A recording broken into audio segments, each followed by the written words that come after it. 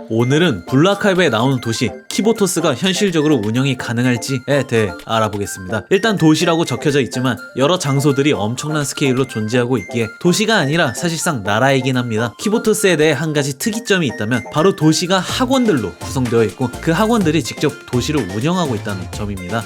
학원으로 이루어진 도시라 노량진? 뭐 그런 느낌이지만 규모와 구조는 완전히 다르죠. 놀랍게도 각 학원은 자치구처럼 독립적인 구역을 가지고 있고 예산 편성부터 공공시설의 운영까지 전부 학생들이 직접 맡고 있거든요. 그렇다면 이런 시스템 현실에서도 과연 가능할까요? 우선 도시를 운영하기 위해선 다양한 분야의 전문가들이 필요합니다. 그 중에서 제일 중요한 건 바로 예산과 회계이죠. 도시에서 쓰레기통 하나 사는데도 돈이 드는 만큼 모든 분야의 예산을 짜고 학원비를 걷고 어디에 얼마를 쓸지 결정하려면 재정학, 회계학, 공공정책 그리고 ERP 같은 시스템 운영에 능한 사람이 꼭 필요하거든요. 하지만 예산만 있다고 도시가 굴러가진 않겠죠? 어디에 쓰느냐를 결정하기 위해선 각 분야의 전문가들이 필요합니다. 도로, 상하수도, 전기, 통신망, 건축, 환경, 공원 조성까지 이 모든 인프라를 관리하려면 도시공학, 토목, 건축공학, 환경공학, 공공위생학, GIS 시스템 등 복잡한 전문 지식이 필요하죠. 그리고 학교를 어떻게 운영할지, 어떤 교육을 제공할지도 굉장히 중요하잖아요. 그러려면 교육행정학, 사회복지학, 공공행정학 같은 분야도 빠질 수 없겠네요. 게다가 키보토스는 매일같이 폭탄이 터지고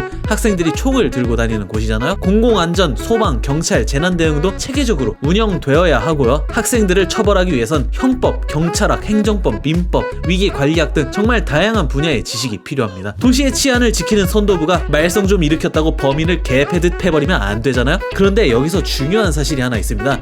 이런 분야를 다루려면 대부분은 적어도 4년제 학사 졸업 이상의 지식이 필요하고 실무 경험도 최소 3년은 있어야 1인분을 할 수 있거든요. 그런데 키보토스 학생들은 수업도 듣고 시험도 보고 아르바이트에 부활동까지 하면서 동시에 이런 일을 틈틈이 하고 있습니다. 얘들은 뭐 잠을 안 자도 되나? 물론 말이 완전히 안 되는 건 아닙니다. 설정상 유치원도 있으니까 뭐 아동학대 논란은 잠시 접어두고 의무교육을 생략한 채 유치원 시절부터 철저하게 한 분야만 파고들게 한다면 불가능한 일도 아니긴 하거든요. 하지만 진짜 문제는 그게 아닙니다. 이 키보토스 시스템의 최대 허점이 존재하는 한 이 도시는 정상적으로 운영될 수가 없거든요. 바로 졸업 시스템입니다. 키보토스의 학생들은 어쨌든 학교 소속인 학생이기 때문에 결국엔 졸업을 해야 하죠. 쉽게 말해 매년 실무 경력이 쌓인 베테랑 선배들이 후배들에게 매뉴얼 하나 남겨주고 인수인계조차 안 하고 떠난다는 소리입니다. 현실에서 행정 시스템이 그나마 굴러가는 이유 중 하나가 수십 년 일한 베테랑 전문가분들이 지휘를 하며 노력하기 때문인데요. 키보토스는 매년 12월에 모든 부처에서 3년 동안 힘들게 실무 경력을 쌓은 인력들이 싹 졸업해 사라집니다. 현실에 있는 공무원들이 3년 지나면 전부 퇴직해버린다고 생각해보세요. 대혼란이 일어나겠죠? 지금의 키보토스는 워낙 유능한 학생들이 운영을 하고 있기 때문에 어떻게든 굴러가고 있지만 어쩌다 능력 없는 학생들의 미숙한 판단으로 정책이 실패한다면 단순히 연습이었다 로 끝나진 않겠죠. 그렇다고 키보토스에서 일하는 모든 형태가 말이 안 되는 건 또 아닙니다. 예를 들어 도시 운영이 아니라 사업이나 가게 운영 정도는 충분히 현실적인 범주에 들어가거든요. 왜냐하면 실제로도 상업고나 공업고 등에서 실무 중심 교육을 통해 카페를 운영한다던가 디자인한 상품을 직접 판매하기도 하거든요. 특성화고 학생들이 인턴을 하거나 모의 창업을 하는 것처럼 키보토스 학생들이 이곳 저곳에서 실무를 배우고 일하는 건 꽤나 현실적인 설정이에요. 그런데 말입니다. 여기서 갑자기 궁금증이 생겼어요. 키보토스를 유지하려면 매년 수백만의 학생들이 새로 들어와야만 합니다. 즉 그만큼 많은 학생들이 태어나고 성장하고 또 나간다는 뜻이죠. 그럼 여기서 궁금한 점, 그 수백만 명은 대체 다 어디서 오는 걸까요? 키보토스 바깥에는 더 거대한 도시나 국가가 존재하는 걸까요? 그리고 그 정도 규모의 나라들이 왜 학생들을 어릴 때부터 키보토스란 곳으로 보내는 걸까요? 이에 대한 가설을 3가지 정도 준비해봤습니다. 첫 번째는 키보토스 격리시설 썰입니다. 키보토스에선 이상할 정도로 어른을 보기 힘듭니다. 블루아카이브에서 어른이라고 나오는 건 로봇과 수인들 뿐이죠. 그리고 학생들은 초인이라고 불릴 정도의 힘을 가지고 있습니다. 그들은 총에 맞아도 고층 빌딩에 떨어져도 죽지 않고 엄청난 근력도 가지고 있죠. 하지만 작중에 나오는 유일한 어른인 선생은 총알 한 방에 죽을 수도 있을 정도로 약한데요. 여러분들은 저런 존재들이 일상생활 속에 섞여 있다고 상상해보세요. 조금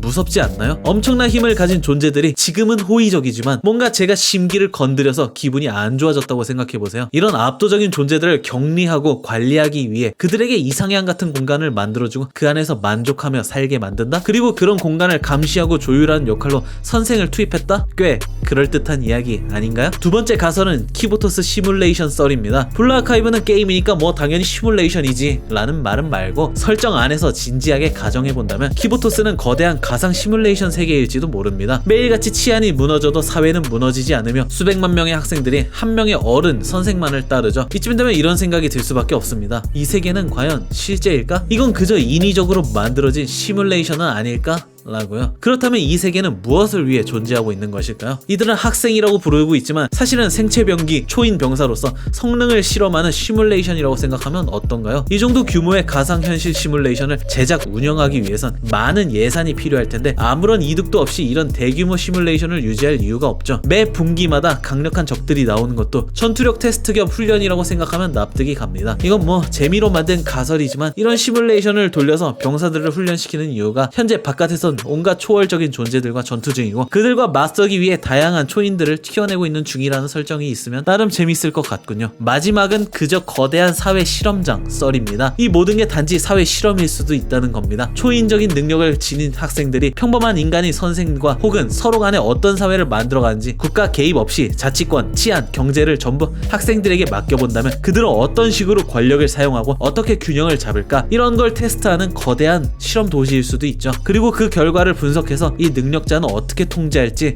결정한다면 꽤나 말이 되는 흥미로운 설정인 것 같아요. 정리하자면 키보토스는 단순한 도시가 아닙니다. 파고들면 끝도 없이 어두운 면도 존재하는 매력적인 공간이죠.